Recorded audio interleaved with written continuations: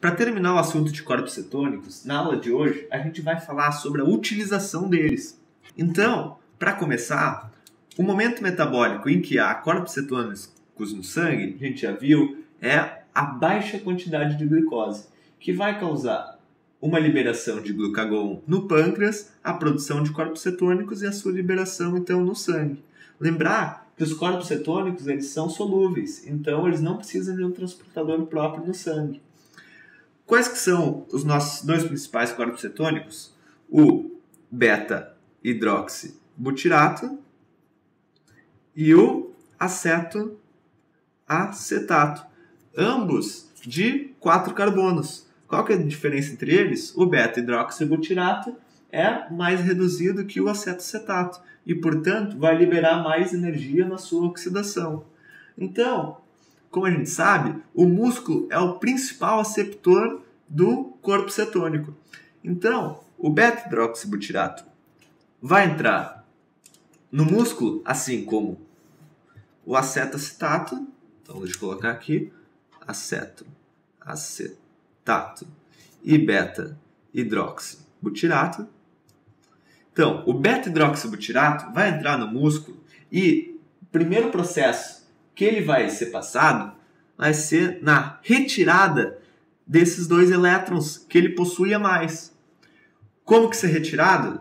Da mesma forma que foi colocado, pelo NAD.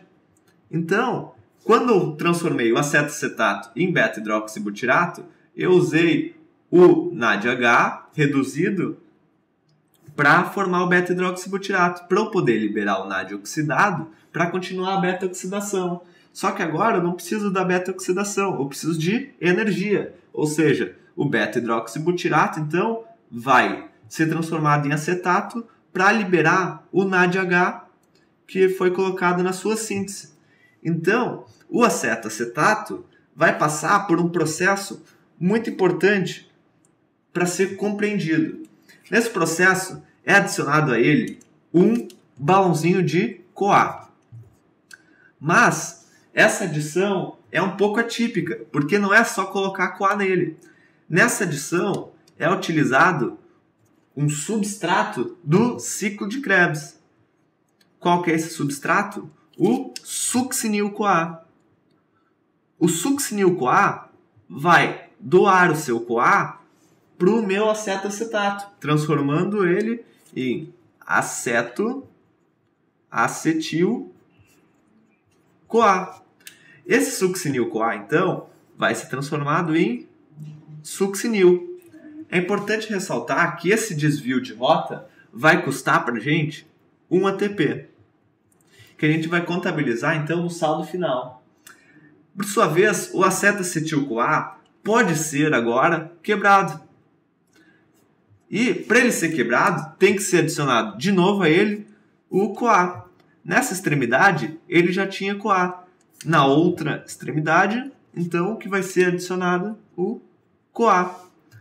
Como que é adicionado esse CoA? Dessa vez é simples, é o balãozinho de CoA. Então, aqui eu formei acetil-CoA e acetil-CoA. O acetil-CoA era o nosso substrato para a produção de corpos cetônicos. Agora, o acetil-CoA é o nosso produto de degradação. Eu deixei mais para o final para ressaltar o seguinte. A conversão de acetato em acetacetil-CoA, utilizando succinil-CoA, não ocorre no fígado. Ou seja, o fígado não degrada corpos cetônicos. Por quê? Porque ele não possui essa enzima, tioforase. O fígado não possui a tioforase, porque não é metabolicamente favorável ele produzir o corpo cetônico e utilizar o corpo cetônico, porque ele já está fazendo a degradação dos ácidos graxos. Então, ele já tem energia da degradação de ácidos graxos. Então, ele deixa os corpos cetônicos para ser utilizados pelos outros tecidos periféricos, como o músculo. Então, vou repetir, a tioforase não está presente no fígado. Então, o fígado não consegue fazer a quebra e a utilização de corpos cetônicos. Bom, o acetil-CoA, os dois acetis-CoAs, produzidos, então, na minha degradação dos corpos cetônicos, vão seguir a sua rota típica. Qual rota? Do ciclo de Krebs. Ciclo de Krebs. Então, para a gente contabilizar o saldo energético, é bom lembrar que cada acetil-CoA que for para o ciclo de Krebs vai gerar 10 ATPs. Um NADH que for depois utilizado na mitocôndria vai liberar 2,5 ATPs. Então, qual que é o meu saldo energético? Um corpo cetônico gera 2 resíduos de acetil-CoA. Então, gera 20 ATP. Um acetoacetato, então, gera 20 ATPs. Mas, se esse corpo cetônico não for acetoacetato, mas sim o beta-hidroxibutirato, ele vai ter mais 2,5 ATPs adicionados a esse saldo. Por quê? Por causa do NADH. Então, qual que é o total aqui? 22,5 ATPs.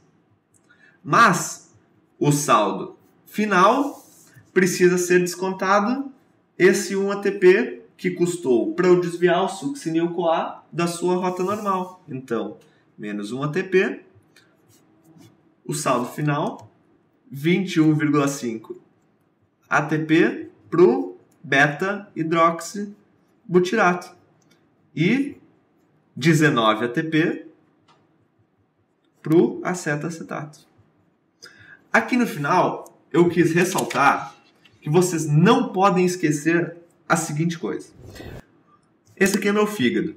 O acetil-CoA do fígado, quando em abundância, vai seguir para a minha mitocôndria, sofrendo ação da enzima 1-HMG-CoA sintase. Assim, ele forma os corpos cetônicos. Porém, o fígado não pode transformar os corpos cetônicos em acetil-CoA porque ele não possui a enzima 2. Quem é a enzima 2? A tiofarase. Então, esse processo aqui não está presente no fígado. Bom, pessoal, era isso para nossa aula. Até a próxima. Tchau, tchau.